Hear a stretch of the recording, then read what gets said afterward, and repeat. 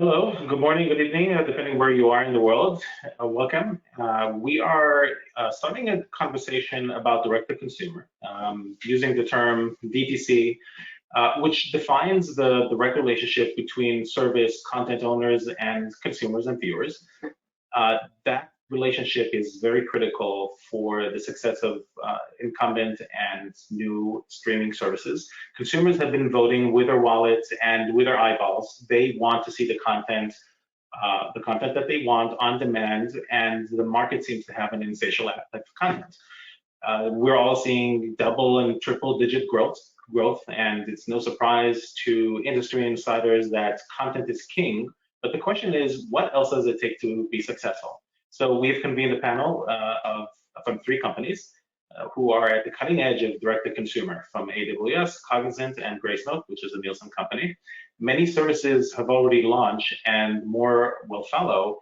But the focus of our conversation is, what does it take to remain and grow in a market where the statistic says that between 2 to 4 services will be the ones that each household will subscribe. So on the panel today is Chris Kutan, who is the global head of BD for direct-to-consumer at AWS. Simon Adams, Chief Product Officer at Gracenote, which is a Nielsen company, and your host, Tiran Dagan, co-host with Chris, the Chief Digital Officer and Industry Solution Group Head at Cognizant. So Chris, why don't we start with you and an introduction about your role and how AWS fits into direct-to-consumer. Yeah, hi Tiran, and hi everybody, and again as well from my side, good morning, good evening, wherever you are in the world. My name is Chris Kutan. I'm the global head of business development for direct-to-consumer and streaming here at AWS, located out of San Francisco Bay Area. Yeah, looking forward to this conversation about streaming services and direct-to-consumer. As Tiran already set it up, it's definitely an interesting area. It's a very rapidly growing area, and it's definitely a challenging area to be also operating in. So from the AWS side, I will be pointing out a couple of areas we work with our customers to enable them to build direct-to-consumer services, to operate, to bring the right experiences, to understand the viewership, to kind of personalize those experiences, to make sure that the operation goes flawless, and then also, if needed, to scale or if successful, to scale the service the right way. So that's really what I'm gonna be talking about, and looking forward to a lively discussion around these topics. Right. And Simon. Hi, I'm Simon Adams. I'm the Chief Product Officer at Gracenote. Gracenote is probably the premium metadata company in the world.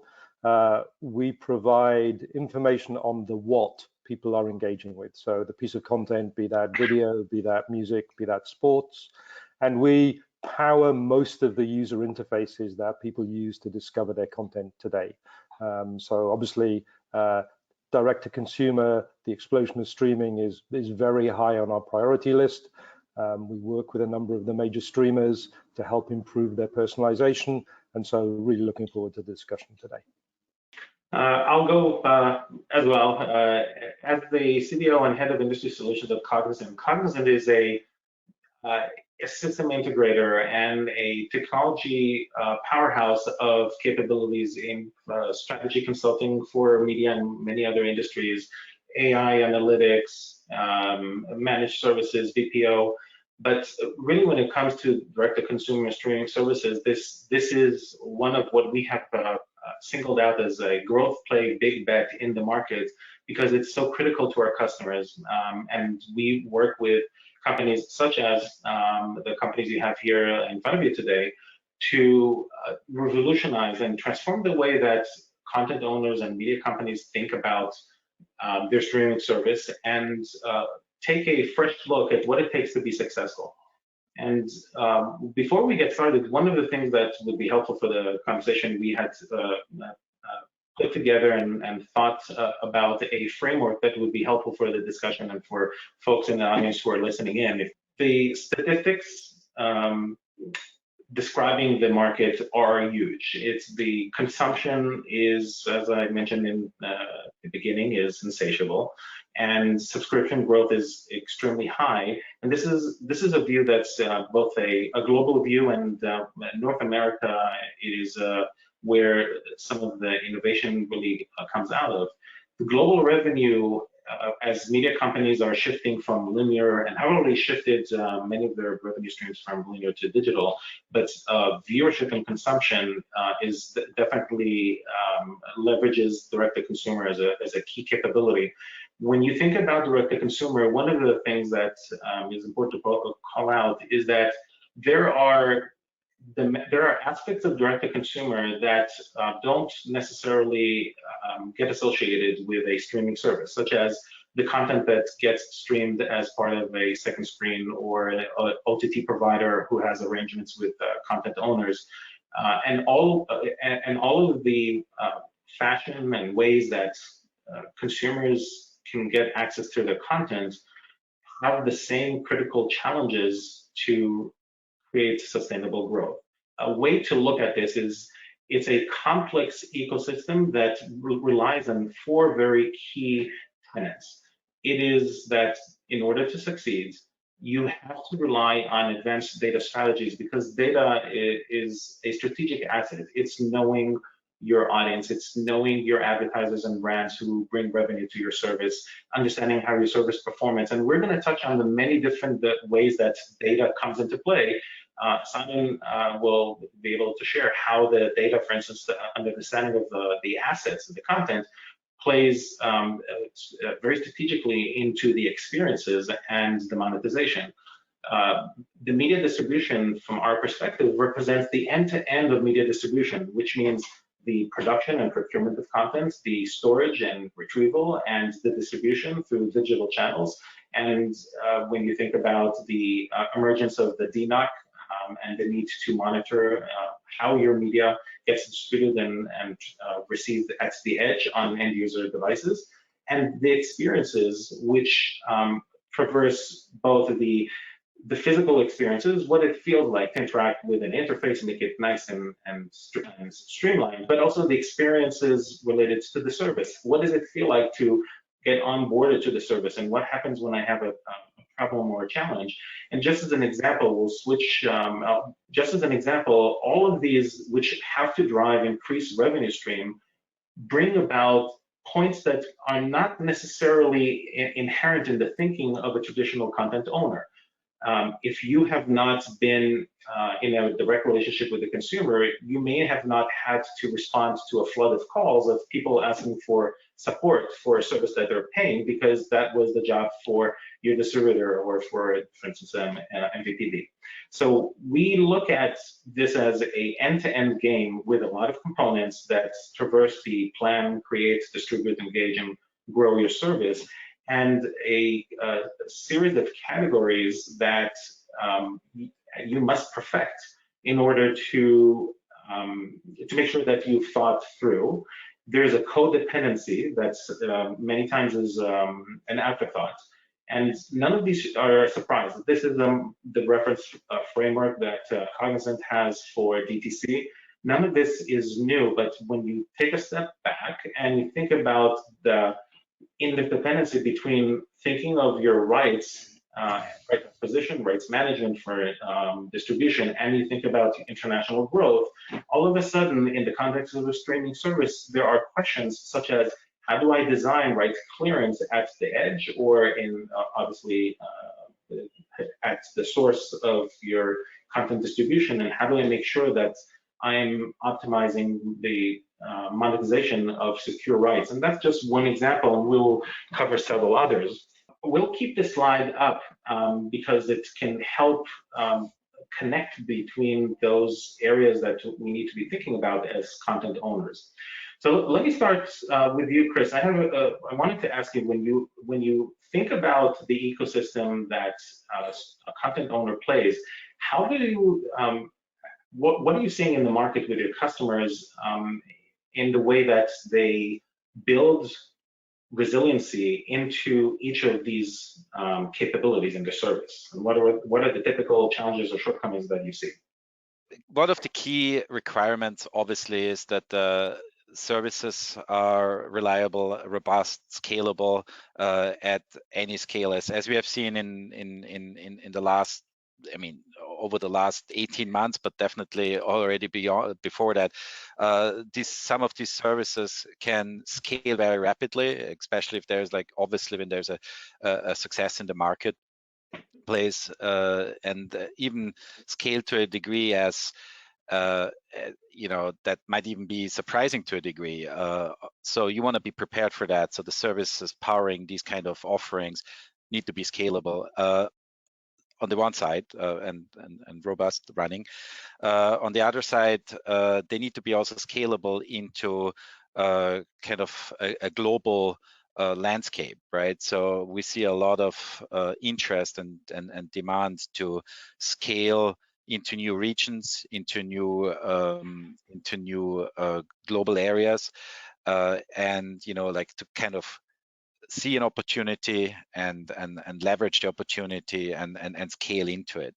So an important for that is obviously the robust backbone and a scalable backbone on a global level.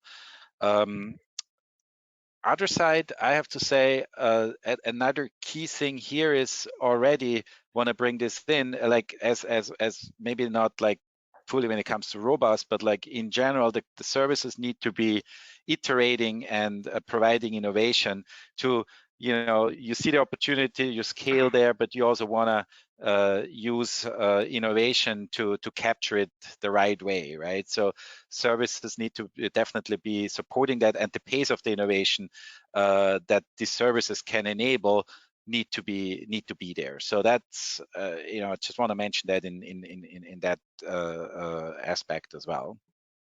So. Well, Simon, when Chris talks about the robustness of the service, and this is not just about bits and bytes. A service has to rely on a very rich and scalable media supply chain. How do you look, and how do your customers look at properly designed metadata or media supply chain to create that robustness? And what are you seeing in the market as opportunities to do things better? I think if you look at the market generally, as you transition from a broadcast world where I don't know, if you assume that you get 4 or 8 pieces of content per hour, you're looking at, I don't know, somewhere up to 700 pieces of content in a week, versus a streaming catalog that could have 100,000 pieces of content. If you look at Amazon Prime, it's probably closer to 700,000 pieces of content. So there is a huge scalability issue in just being able to track the assets that you have. And therefore, having a normalized data set is key. And therefore, also having enough information around the what about that piece of content to be able to drive real engagement with the consumer is paramount to be able to deliver the right experience. But the knowledge about those assets, this is not just about what I have in my knowledge of the titles and the title information. This is the complexity that traverses outside of my first-party data, isn't it? Absolutely. I mean, there are a number of things that you have to solve for. I mean, if you are absorbing content from a number of different providers to create your service, you have to normalize all of the data. So that's one challenge that you have, so that all of the data has the same genre, it has the same way of description, it has all of the similar size images that you're going to display on your screen. When you then tie that to the output of your recommendations engine, which is telling you what people are watching, how long they're watching for, the type of content, and you running all of that analysis, it's absolutely critical that you are able to pass all of that data in the right way to actually be able to drive engagement of the user, help them use your service more, not fall short in expectations. And that's the way that you are able to drive sustainable revenue. Okay, so now you have a enriched metadata supply chain, and I think it's a very a much larger topic. I want to link that to one of the two key areas we will be addressing. One is personalization, and another one is content discovery, and they're both linked. When you talk about the rich media supply chain, it serves both because consumers will find content not only on your service. We'll talk about how they find it on your service and how easy you make it for them to discover it. But they find it in a lot of different ways, right? There are these metadata aggregators. There are third-party recommendation tools. There are directories, and there are apps that you may or may not have as a content owner, control over how you're being exposed to the consumers. So maybe as a first step, what are some of the things that you're seeing that you're recommending as best practices, and any of us can address this, in terms of winning in the content discovery game to make it easy to find what I want when I want it? If you take it from its basest form, just having good search is critical. Before you even get into recommendations, because somebody may enter your service because they are looking for a specific piece of content. And if your search functionality is not working properly, you don't have fuzzy search, you're not pulling up the expectation of what they've got, you're generating nonsensical results, you turn people off and they go somewhere else.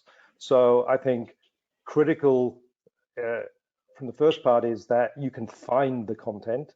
So search is critical. And then once you're into the content and you're starting to build up a profile of the person, being able to personalize the recommendation screen so that when they enter, they find things that are relevant for them to keep them in the service. That's critical. Right, we can even take it a level forward, right? I mean, definitely there's a lot of title level information that can come with those titles, but then also using various tools to analyze the content on a deeper level, even on a frame by frame level, and understanding what's, for example, looking what kind of celebrities are within a piece of content, if that information is not part of the sidecar. Very deep understanding of the content that way, maybe using machine learning services, or using machine learning service for that, relating that also to audience interactions with that specific piece of content, right? So measuring, seeing how the interaction happens with the specific content, catching that interaction, and then obviously feeding that information back into the personalization, so that it's not only on a title level, but also on a deeper content level and interest level, and whatever is driving the interaction, right? So that's a key way for discovering assets that also might be surprising discoveries, right? So might be things that you necessarily wouldn't offer if you just look at the title metadata. Right? Yeah, I think what we've done is we've moved away from the traditional genre classification. There were 6 or 7 genres. There was an action movie, there was a rom-com. Now we're able to define programs with, really deep descriptors that really dig into the mood and the themes of what's going on in the show. That, coupled to the cast and the type of characters that are in the show, drive a much more granular fingerprint of the type of things that you like. And then they can expose, because of similar fingerprints within other pieces of content, very, very different assets. So I don't know, let me take an example. You're watching Robert De Niro in Taxi Driver, which is a dark, violent thriller. If you are using Robert De Niro as the link, you could get given, analyze this as your next recommendation.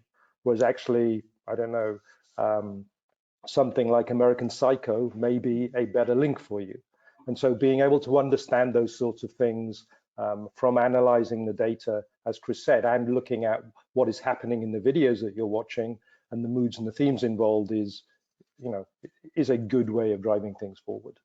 Now, and a little bit relating to the both like personalization and discoverability, right? So I'm like very passionate about Formula One, for example, or like other racing things. So especially like helping viewers discover moments they want to discover, like from the past they might be interested in like certain races or certain scenes in sports, in soccer or whatever, right?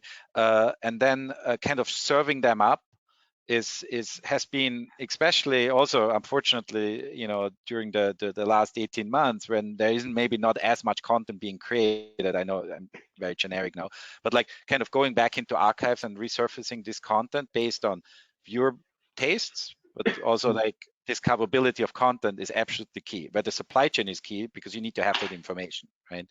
So that was a big trend we are seeing. It's funny that you mentioned it because Cognizant is a big sponsor this year of Formula One, and one of the things we're doing is working with them around the analytics and insights to make it more accessible.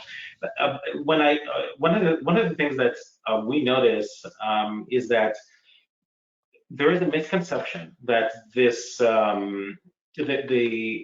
the use of all the metadata in order to help consumers find and use the search feature, this is not about the UI improvement, because it's very easy to say, let's look at what our competitors are doing. Hey, Amazon has X-ray, we should implement X-ray. This is not about improving your interface. Some of this goes much deeper and way behind the scenes into these chevrons that we have here as your core media value chain than just UI design, doesn't it? Using every piece of information that you've got and being able, with a knowledge graph or with some sort of AI to be able to derive insights as to what individuals or groups of individuals are doing to better focus what you're delivering is the only way that this is going to work. I mean, most of the discovery experiences today are mostly driven by lean back experiences.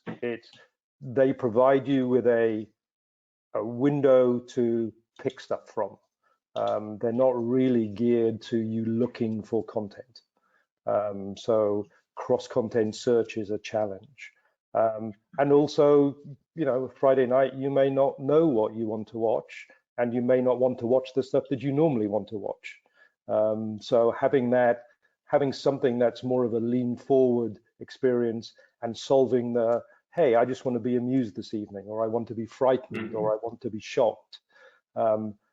Those sorts of experiences and mechanisms for driving consumer engagement are still to be properly sort of thought through and deployed, I think. A lot of input that can be fed into this experiences are coming, or like into this like suggestions for viewers can come from interactive experiences as well, where we have seen some like good experiments or actually implementations coming up, right? So I mean, you might even say the social networks show it. I mean, how do I react to an individual picture, to an individual video? How do my friends react to this? Then obviously how I could leverage, for example, a chat to figure out the mood around a piece of content that I'm commenting on. I can figure out various interactions, share, likes, whatever of that content, and that again going back into maybe even into that specific mood at the moment, or in general, kind of offering up the right thing at the right time that's beyond just the metadata information of the asset. So yeah, and I think with the amount of content that's around today, I mean, we looked at our database in July and there were 720,000 pieces of individual content, sort of TV episode, movie, Spanish version, German version, whatever, available in the US. That's up about 100,000 pieces of content from the same time last year. So even though the production hasn't driven through, people have been sourcing more things for people to watch. Even the visualization of that content on the search screen or on the recommendation screen, and you being presented with an image which is more favorable to you and what your history has told the service about you. For instance, Once Upon a Time in Hollywood has three main actors, Brad Pitt, Leo DiCaprio, Margot Robbie. If one of those is your favorite actor, if that is the person that is shown in the image for Once Upon a Time in Hollywood, you're far more likely to click through than if it's somebody that you're not so keen on. So all of those things come into play when we're looking at these things. And for incumbents and media companies that have just entered into this in the last few years versus someone such as Netflix, there's a lot of learning here. Netflix, and if you guys remember the Netflix prize years back, they offered $1 million if you could help them improve the efficacy of the recommendation engine by single digits. This is the most important thing to do because it's where stickiness and loyalty comes in. And there are examples in the industry. For instance, there was a platform provider in streaming services that uses the sensor on the battery low in order to trigger, let's send an ad to the user while they're watching the content. Hey, if you buy this battery, you can continue enjoying the watch, and here's a coupon. So there's a need. It seems like there's a need around data consolidation to be something very, very different. Then we need to do ad sales really well and have our data sitting so we can do targeted ads. And we need to know about the customer so we can tweak perhaps the content recommendation engine. All of this has to come together in a way. That is absolutely crucial that this doesn't sit in various silos all the way. I mean, from the marketing activities to get viewers in, to learn what kind of segments this is working. I mean, even before they're in the app, right? But then also getting obviously viewers to sign up for the app. Then once they're in the app, what are the segments my content is interesting for, all the way to the ad. Then giving up the right, providing the right offers at the right time, and then kind of providing the right advertising and all those things. This only can come together on a solid data architecture that's data lakes and data lake houses and so forth that are bringing this data together. I mean, that's obviously a very broad statement, a very broad subject to dive into, but that's where a lot of conversations have to start. Yeah, and I think whilst there is a lot of original content which will drive you to service A or service B, there's also a lot of content which is common amongst platforms.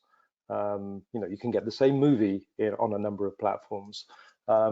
And the user experience and the one that fulfills your expectations best and finds you the content that you want quickest or recommends content that you find more relevant is the place that you're going to go first to look for that. So rather than, it doesn't matter sort of whose movie it is, but if you've licensed it and you can get more views for that movie than your competitors, it's critical to the overall revenue stream that you're starting to drive.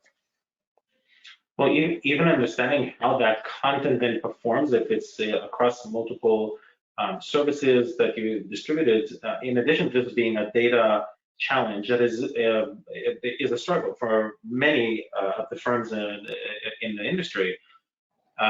Is one of the fundamental challenges that I think you guys are seeing, Simon, and are trying to resolve is how do you uniquely identify that asset, right? And you have to map it so that the asset showing up here and showing up there can be matched as one. Yeah, that's a scalability issue that we're facing all the time. Standstill nature of the business. We're growing our content database by about 15% year over year before you start to add in incremental data sets that we're building to make content easier to find or to display, and expanding geographic sort of coverage to add other countries and services into the mix. it's absolutely critical. Mm-hmm.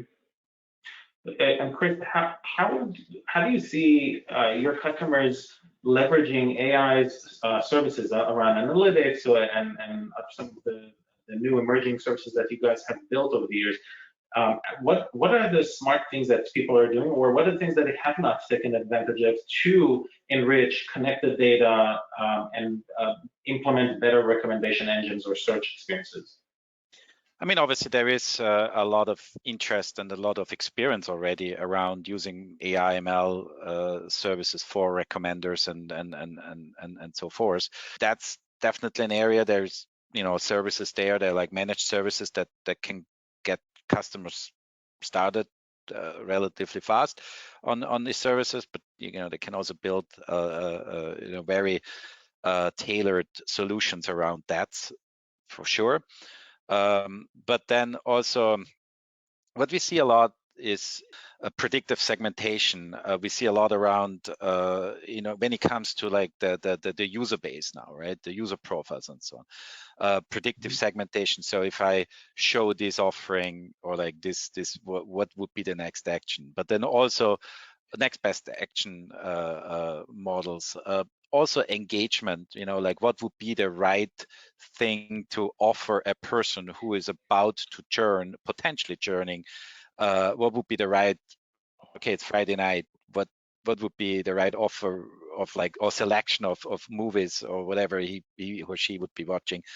We want to send to that person to entice him or her to come back to the service. Potentially sending even like downgrade offers, right? So okay, maybe the $30 subscription wasn't the best idea. Maybe go a little bit lower on that or upgrade, right? I mean, if anyway, so there's a lot of in that area. There's a lot of obviously machine learning in there, right? And I was going to say, I think there's a lot of value that you can extract, not just from that sort of the DTC interface to the consumer, but just because the catalogs are so big now, understanding how your catalog is performing in the granularity that we are now able to sort of identify pieces of content, and then looking at how that your catalog lines up with competition and benchmarking, that drives a lot of insights that will help you decide what content to buy, where to place it, what's being successful in other parts of the world that, may be a sign that you can bring that content over. I mean, we've seen a lot of Scandinavian thrillers appear in a lot of the streaming services. A lot of that has been through sort of like word of mouth, rather than now we've got information which shows what's available and what's being successful around the world. You can start to spot those trends and get ahead of the curve rather than react to it. Yeah, I just wanted to stress that as well. I wanted to get to that before as well, so that I couldn't agree more to really making these like licensing decisions and also even production decisions like based on those insights is definitely critical. Well, one of the innovations that the three of us have talked about, and each of our company plays a role in it, is when you think just about search. Search is not just how the users find their content. Search is a signal for me as the content owner. What are people looking for? And from my perspective, from the Cognizant and work that we do around testing of these systems as they and services as they come up with the releases, it's not a one-time thing. It's not that you go and test out how is your search performing. It's an ongoing monitoring approach, because what people are looking for that they can't find is as important a signal as giving them the things that they can find in your service in the right way. Because that, to your point, Chris, can help you identify content acquisitions that I should make, or here are projects in my studio to greenlight because there's a high demand. And it also exposes weaknesses in your media supply chain. Here is metadata that I know about an asset, and it's not being exposed to the consumers. So the search, just as an example, including browsing experiences, are more than just the actual end user experience with them. I think you can use the signals that you get from consumers to generate insights to, look at what the future potential is. I mean, social indicators about what people are talking about and whether you've got that content available on your platform, or similar genres of content that could fit into what people are talking about. You know, we produce popularity scores that take, you know, the Nielsen ratings, the social media inputs, the box office, to be able to, you know, populate search lists with relevant content for people, for the simple reason that now there is so much to look through.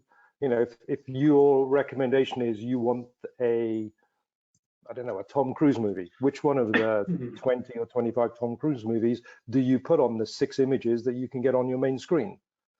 If you don't put stuff that is relevant or is being talked about, people are going to go, well, that's not interesting for me. If it's something that people are talking about, it's more likely to cause you to click through and to purchase or to watch, and then you're in that service and you'll stay in that service. So all of this is relevant, not just for the interaction with the consumer, but to take that information and to look at it from a broader perspective to see how you can drive sort of insights about your overall service. Also preventing on the negative side. I mean, if there are certain pieces of content that are being discussed in ways that you don't want to have your brand associated with, you know, I mean, it's a broad subject there as well, but like you could, you know, use these services to also, or like these signals to prevent any brand damage, right? When you want to take certain images or even certain pieces of content off your platform. Well, I mean, I think if you extend that, if you take the granular way that you can now identify a piece of content, you know, a lot of brand safety work is being done about do you want your advertising to be associated with this piece of content? You know, if it's got violence in it or whatever, you know, do you want your ad to run even if, you know, the broad shape of the show is a very good fit? There could be a specific episode which has specific themes in it that you don't want to be associated with.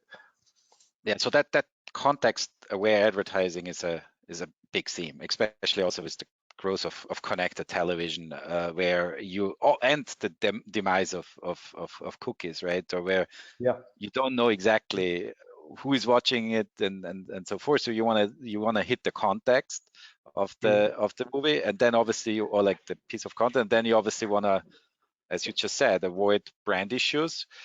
Also might want to use, that's another thing, Tieran, when you ask about where to use machine learning, that could be an interesting area where to use machine learning to find the right spots where the ads fit, right? So to really like, okay, this is a right ad insertion spot, and this is the right ad that fits into that spot, thing that at scale, right? So that's definitely an interesting area. I think that this conversation brings up something very interesting. If you ask the folks in ad sales and ad ops about the experience in the streaming service, and they care about the right ad in front of the right user, and then they will talk about segmentation and about the target audience for a particular ad. But if you talk about the personalization, every aspect of the streaming service stakeholders, from marketing, content origination, they each have a point of view. And it seems like the key question that is not being asked is who owns the experience in the streaming service, because there isn't one answer. There is no one owner of the experience usually, and every one of those stakeholders will consider them as overlookers of the experience, right? Well, certainly we are seeing content owners wanting to have more say in how their content is portrayed and marketed. And we're looking at launching services which allow them to provide their version of metadata alongside our normalized version. So, you know, if there is a specific new show that they're promoting, or they want specific images used, where, you know, we generally normalize and create specific image types, that they are allowed to do that, because more and more, you know, from content to end consumer is that direct link. from producer to end consumer, I should say. And that control is really important for people, even if it is via a third-party service that content is being delivered. Well, when you look at the ways that data can be is aggregated, there are still silos across the chevrons on this slide that is being collected. So many media companies are using QoE, edge device data collection, to understand what is it at the point of experience that people are experiencing, and how is the video streaming, and where did that file come from, and that gives you user metrics and view metrics at the edge. We're all very passionate here about data. We talk a lot about data, and it comes a lot in our daily lives. Simon, your company are the kings of the data that powers the media supply chain. And Chris, you guys host, manage, and add sophistication, and Cognizant makes this all come together into the business challenges that they address. However, what is the biggest challenge in adding these touch points that we're talking about, the edge experience, QoE, and what is a user doing on your service, and what are they searching for, and what is the ad that's being served? This is a very complex combination of data sources and enrichment. What would be, if you were sitting in front of the chairman of a service, what would be the 1-2 cautionary points that you would suggest? So that's the closing question.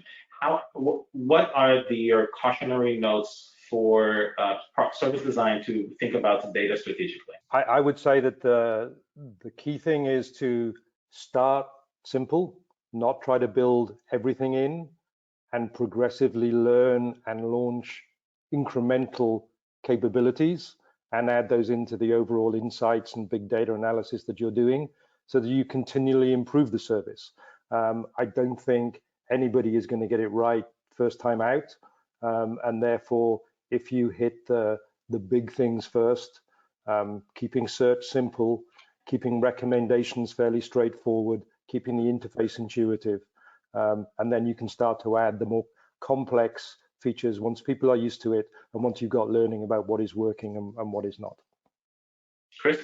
Yeah, I just gonna make this very quick because we are almost out of time. I couldn't agree more with Simon. Really, you don't need to boil the ocean. There are some, on the data side, there are definitely some deep ends where you don't want to jump in right away. So you want to start with, with a good strategy, and then get going with simple projects.